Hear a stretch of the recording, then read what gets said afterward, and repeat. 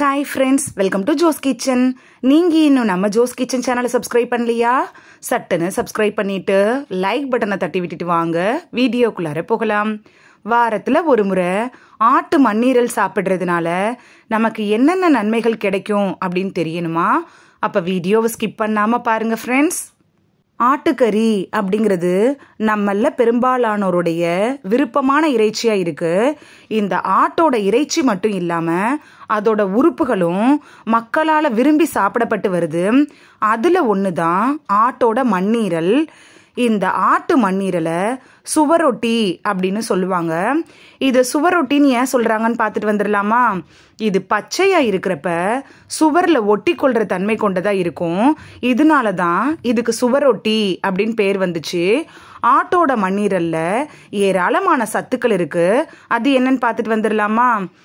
இந்த ஆட்டோட சுவரொட்டியில புரோட்டீன், இரும்புச்சத்து, vitamin C, vitamin B12, phosphorus, selenium, zinc இது மாதிரியான நம்ம உடம்புக்கு தேவையான ஏராளமான சத்துக்கள் நிறைஞ்சிருக்கு.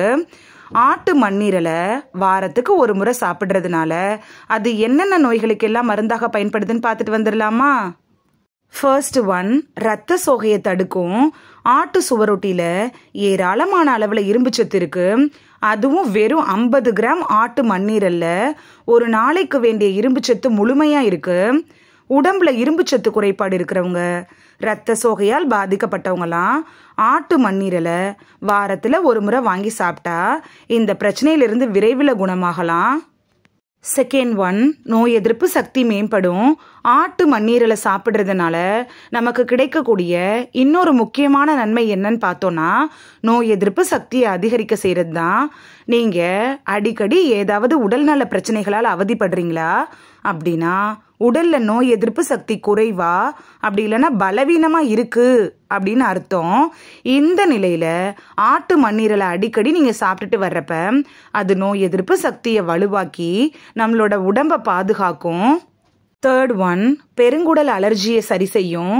பெருங்குடல் அலர்ஜியால் பாதிக்கப்பட்டவங்க ஆட்டு சுவரொட்டியை உணவுல சேர்த்துக்கிறதன் மூலமா அந்த பிரச்சனையிலிருந்து விரைவில் விடுபடலாம். ஏன்னா ஆட்டு சுவரொட்டியில பெருங்குடல் அலர்ஜியை சரி செய்யக்கூடிய ஆற்றல் இருக்கு. அதுக்கு வாரத்துல ஒரு முறை நீங்க ஆட்டு சுவரொட்டியை வாங்கி சாப்பிட்டுட்டு வந்தீங்கனாலே போதும், பெருங்குடல் அலர்ஜியை நல்லபடியா குணமாக்கிடலாம்.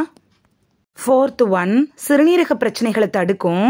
ஆட்டு சுவரொட்டி சிறுநீரக பிரச்சனைகளை தடுக்கக்கூடிய திறன் கொண்டதா இருக்கு. ஏற்கனவே சிறுநீரக தொற்றால் பாதிக்கப்பட்டவங்களா இருந்தீங்கன்னா ஆட்டு மண்ணீரலை சாப்பிட்டுட்டு வர்றப்ப விரைவில் அதுலேருந்து குணமாகலாம்.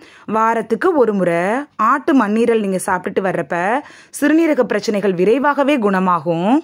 ஃபிஃப்த் ஒன், மாதவிடாய் பிரச்சனைகளை சரி செய்யறதுல ஆட்டு சுவரொட்டி எப்படி பயன்படுது அப்படின்னு பார்க்கலாம்.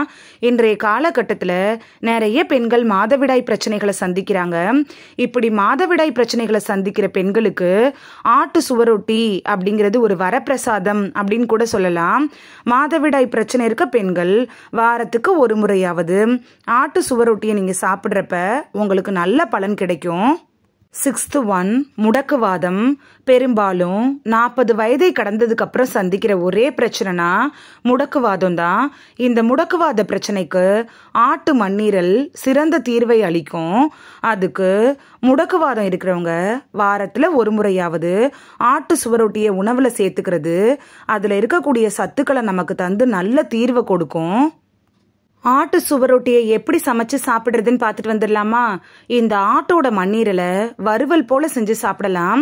இந்த வறுவலை அப்படியேயும் சாப்பிடலாம். ரச சாதத்தோட சேர்த்து சாப்பிட்டீங்கன்னா அல்டிமேட்டா இருக்கும். ஆட்டு மண்ணீரலோட சுவை இருக்குல்ல, அது ஈரல் சாப்பிடுவீங்கல்ல அந்த சுவை மாதிரி தான் இருக்கும். இதை எப்படி சமைக்கிறதுன்னு பார்த்துட்டு வந்துடலாமா? ஃபர்ஸ்ட் தேவையான பொருட்கள்: சுவரொட்டி 250 கிராம், மஞ்சத்தூள் 2 டீஸ்பூனு, தேங்காய் எண்ணெய் 3 டேபிள் ஸ்பூனு, சோம்பு 1 டீஸ்பூனு, வெங்காயம் 2 பொடி பொடியா நறுக்கியது, பச்சை மிளகாய் 3, இஞ்சி பூண்டு பேஸ்ட் 2 டேபிள் ஸ்பூனு, உப்பு தேவைக்கேற்ப, மிளகுத்தூள் 2 ஸ்பூனு, கொத்தமல்லி கொஞ்சம்.